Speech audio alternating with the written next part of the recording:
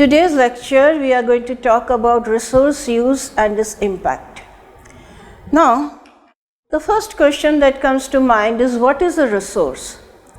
A resource is anything that we can get from the environment that is useful and which can be consumed in a meaningful way.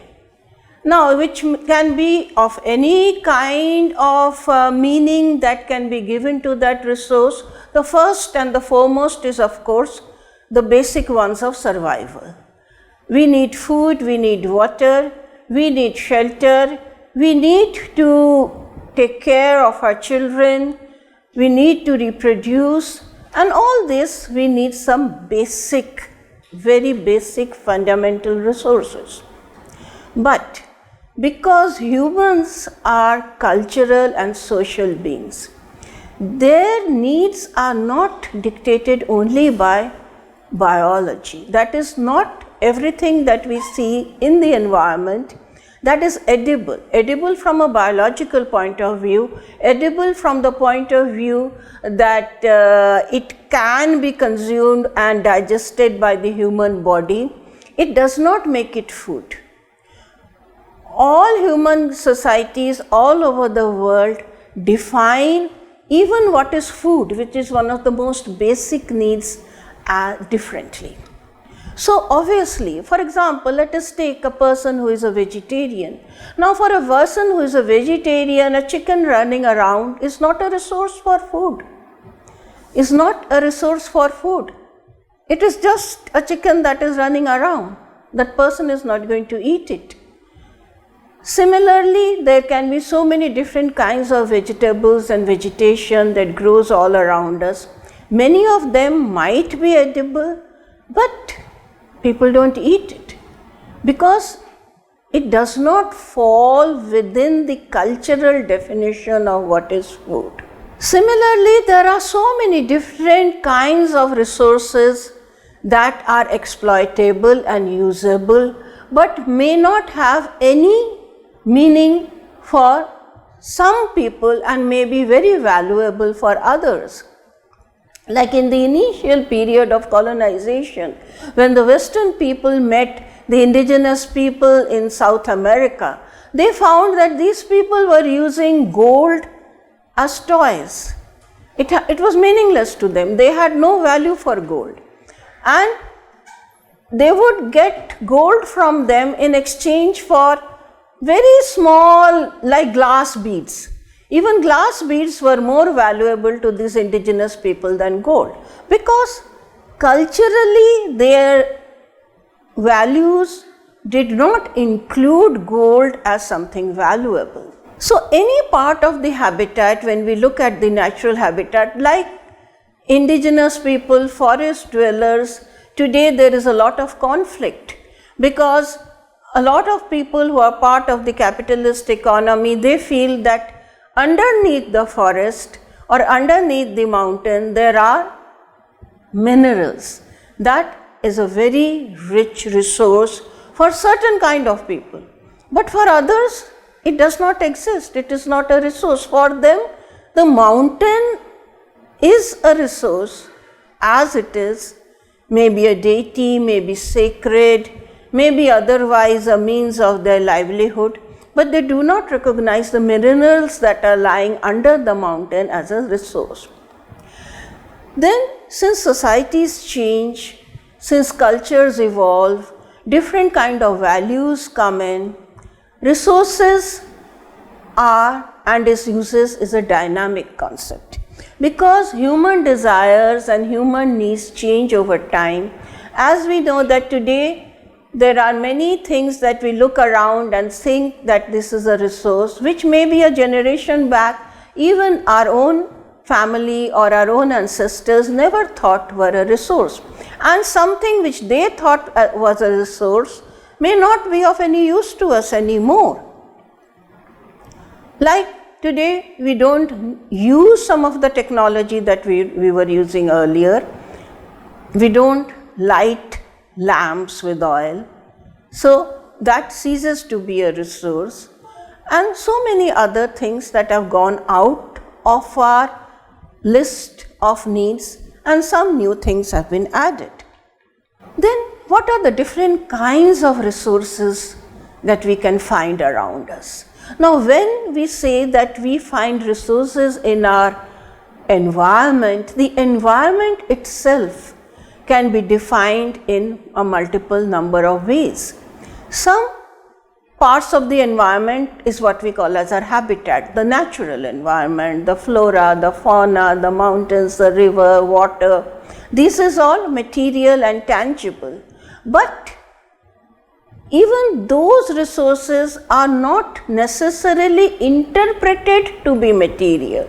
For example, a certain tree or a certain river is not just looked upon as a river or a tree as a source of water, but maybe as a sacred space, maybe as a deity, as something which is worshipable, or something which has a different kind of value, maybe an emotional value, a sentimental value. So then it becomes a different kind of a resource. It becomes an emotional resource. It becomes a sacred resource and it ceases to be a material resource.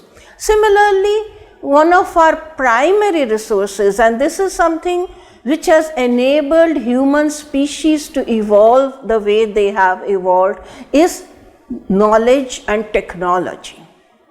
Now, we do not use the environment, the natural habitat as it is given to us. We have ways of converting that available material which is in the raw form and when it is not usable into a form that is usable. Now, this is what we mean by technology. Now, it's only the human species that has technology of the kind of order that we find with us, and that is the reason why the human species is able to extract resources from a much wider range of environment than most other species. In other words, other species are adapted to specific ecological niches. So, a fish can only live underwater and it can eat whatever food is available to it in its own little ecological environment. So, if we remove a particular species from its particular environment, it may not even survive in the other environment. But when we look at the human species today is surviving in almost all parts of the world, everywhere. And that is because it can transform the available resources, the naturally available resources, into useful and consumable forms through the use of technology. So, technological knowledge is a fundamental aspect of both identification of resource and its utilization. For example, it is technology that is telling people today in the contemporary world that they can go for deep sea excavations. They can look underwater for minerals, offshore drilling. Now, maybe people 100 years back did not know that there is resource that is exploitable for human use which lies under the ocean bed. They were looking for resources that were over the ocean bed. People used to go excavating for pearls, for example, or for sunken ships. That was one form of excavation. But today our technology is telling us that there is resources under the seabed as well. So, resource identification also involves a particular level of technology and of course the exploitation of it. But even more important than that, because technology is also not usable without the support of the social relationships, the social institutional mechanisms that make it possible for us to apply the technology. And a very important dimension of the human evolution is not only the discovery of technology, but its transmission and accumulation. So and this is also a technology. So there is a technology for transmission, there is a technology for accumulation. Human species made a big leap in terms of social and cultural evolution when they discovered writing, because writing made it possible to accumulate knowledge. Today, as students, as teachers, or as even laypersons, we have at our disposal enormous amounts of knowledge that were first written down, and today of course we have digital technology, so we have moved ahead in our capacity for storage, and now we are using other modes, even more efficient modes for storage than we had at disposal, which means also that the amount of knowledge that we can store is becoming bigger and bigger, higher and higher. Now coming back to the identification, even this identification in itself is not directly linked to utilization. Even amongst the simplest communities which we know as hunting, food gathering people, they also have enormous knowledge of their environment. They can identify hundreds of species of animals and plants and so many even medicinal herbs in their environment, but they may not consider all of them consumable. Why they consider all of them consumable or they do not consider them consumable depends more on culture, as I told you in the beginning of the lecture, rather than the biological dimension of their consumption. What is digestible, what is indigestible, but that is not the consideration that humans use. They use cultural. What is transmitted to them through their generation? What is conditioned by cultural values of taste? Now, if we look at international cuisine, if we look at the kind of food that is eaten all over the world, a lot of people find something that is very tasty and very considered very good food, very coveted food in some other culture as absolutely inedible.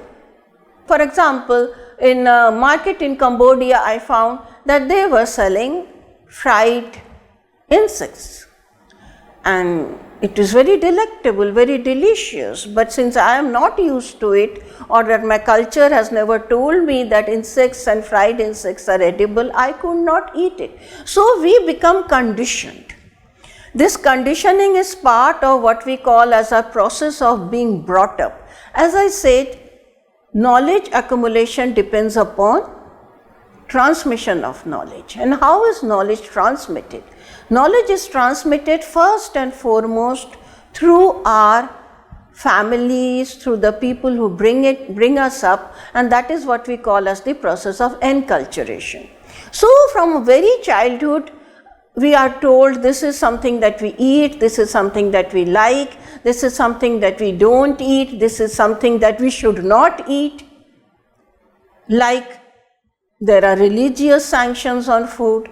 So if you belong to a particular religion or a particular community, from childhood you are told that this is something which we do not eat. And this becomes what we say internalized.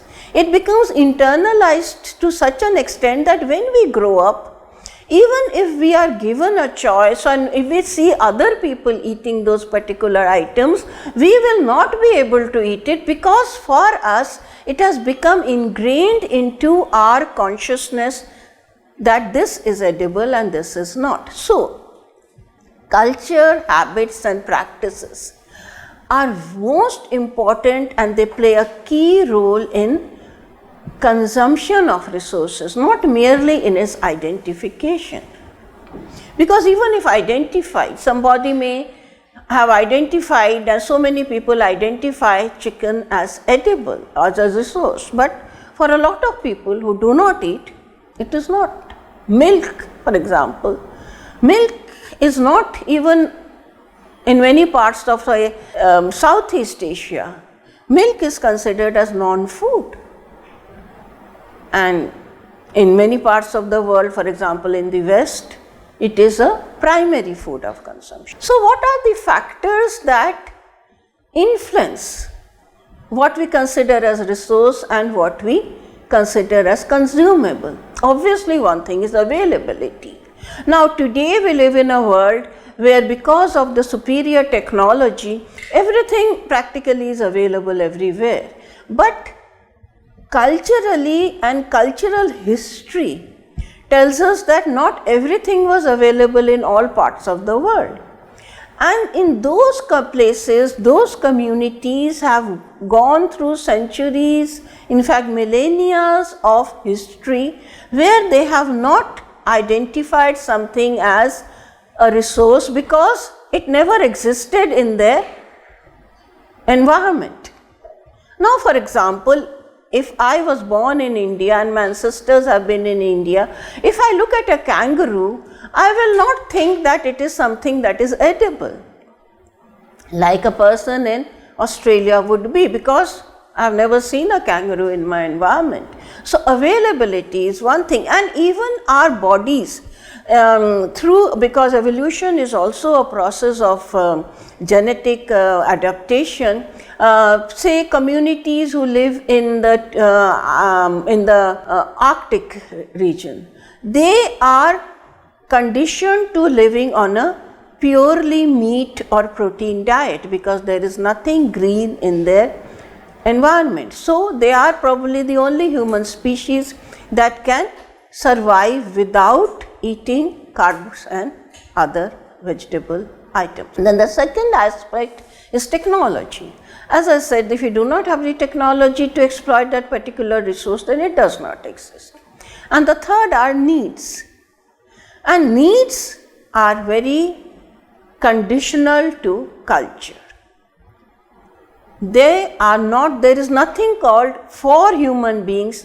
There is an abstract level of needs, like if you are hungry, you need food. But what you need as food is purely a matter of your culture, matter of enculturation, a matter of what has been taught and what you have even picked up, because people change.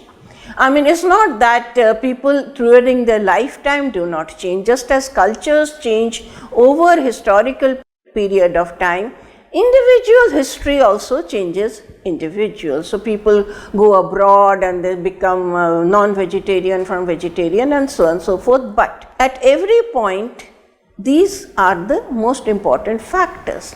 Then, when we come to human societies, as we have mentioned again, technology is used through our economy, and economy is a set of social relationships, and social relationships are always underlined by the exercise of power. It's only in the very simple societies, what we call as egalitarian societies, where every resource is available to everyone, because most of the resources are in the nature of what we call as free goods. Like those who live in forests, everything that is in the forest is a free good. The water that is flowing in the river, the fruits that are growing in the trees, the tubers that are growing underground. But as soon as we reach a more advanced society, then we have a completely different picture. For example, look at our society. Resources are not available, they are not freely available. You cannot just walk into a store and pick up something that you want. Just like a hunter or food gatherer can simply walk around the forest and he or she can pick up what they want. If you want to drink water, you drink water. If you want to eat food, you pick up water. But if you are walking in the urban city, supposing you are walking on the streets of Delhi, you cannot get anything that you want unless you go through the channel which we call as the political economy. The economic relationships which are also controlled by the political relationships. And the first fundamental one is the control of capital or the control of certain key resources. Land was the most primary and most fundamental resource that became a controlled resource through political means. So, and then through land, everything that grew on it. So, people became landowners and they became people who were dependent on these owners of the capital to give them food, to allow them to have food. Humans, in the process of becoming more and more civilized, which is again a very conditional or critical term, but what we really mean by civilized is not that they became better, or they became more humane, or they became more logical, or they became more rational, but they became more differentiated. Differentiated means that more people were put into different slots. There were the people who controlled knowledge, there was the people who controlled land, there are people who control certain skills, and there are people who control something else, there are people who have nothing. So today's society is full of specialists, capitalists, industrialists, professionals, educationists. So what are all these different kind of specialities? These are nothing but control over certain resources. The more differentiated a society is, the more complex the society is, the more, in other words, how we have defined civilization, the more complex the civilization, the more difficult it becomes for certain people to get to resources as compared to others. Like if you go out in the market, you need, in today's market, you need something. Now if you were in a village market, if you need grain, you could go with the chicken under your arm and say, you take my chicken, I'll take your grain. But that does not happen in the New Delhi market. What you need is money. But to get to money, you need to have other resources. Like wealth, like education, like a good job, like a professional efficiency or whatever. So these have all become resources in the modern day world. So coming back to the question of civilization, it is not that when we become more complex, like if we move from a forest dwelling economy to a industrial economy, our technology is becoming superior. A superior technology is defined in terms of input and output ratio. In the sense, a more efficient technology is something which the amount that you get out is more than the amount that you are putting in. But if we look at any modern technology which is considered to be very superior, we find this is not the case. Whether it is in terms of money or infrastructure or education or knowledge or the amount of time that you have to invest in acquiring that technology, inputs are never less than outputs, they are always more. So we are not becoming more efficient.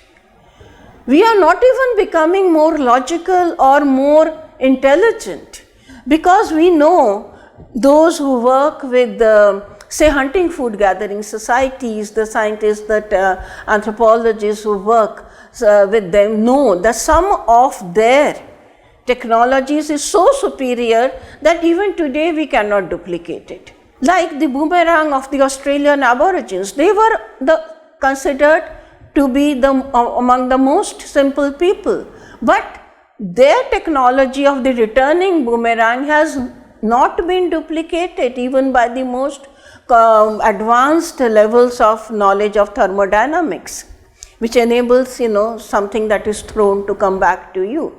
So we have not evolved in that way.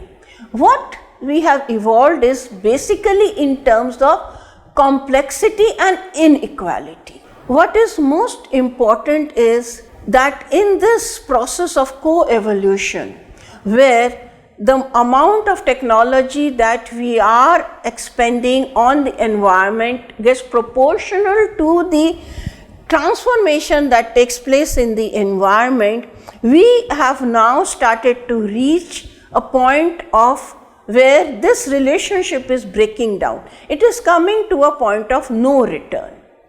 Many of you may not know it, but 99% or more than 99% of our existence as Homo sapiens has been as hunter food gatherers, which is the simplest form of technology that we know. At least that is how we classify it.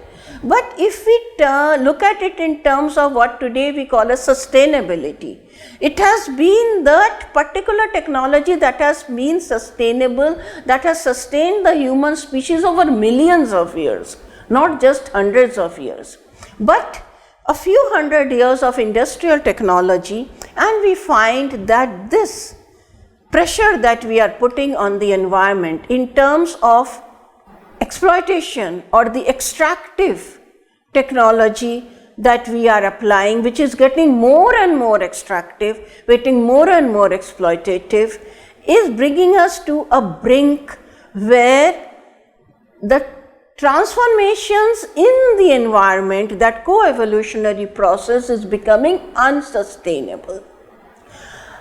In the process of evolution, we have, scholars have used the risk model.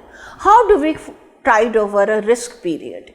That is, how do we make ourselves secure that we always have enough resources?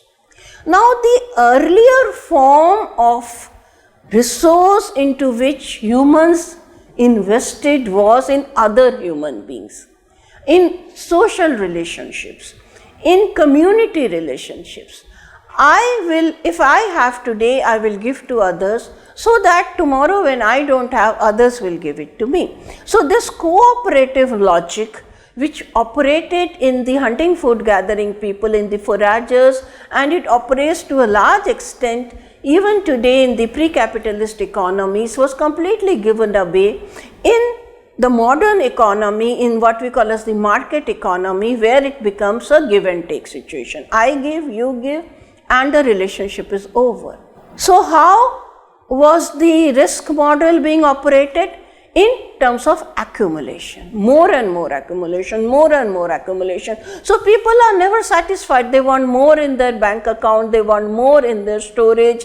Nations want more in their GDPs, in their food storages, and all kinds of storage, and accumulation has become the key word for risk management.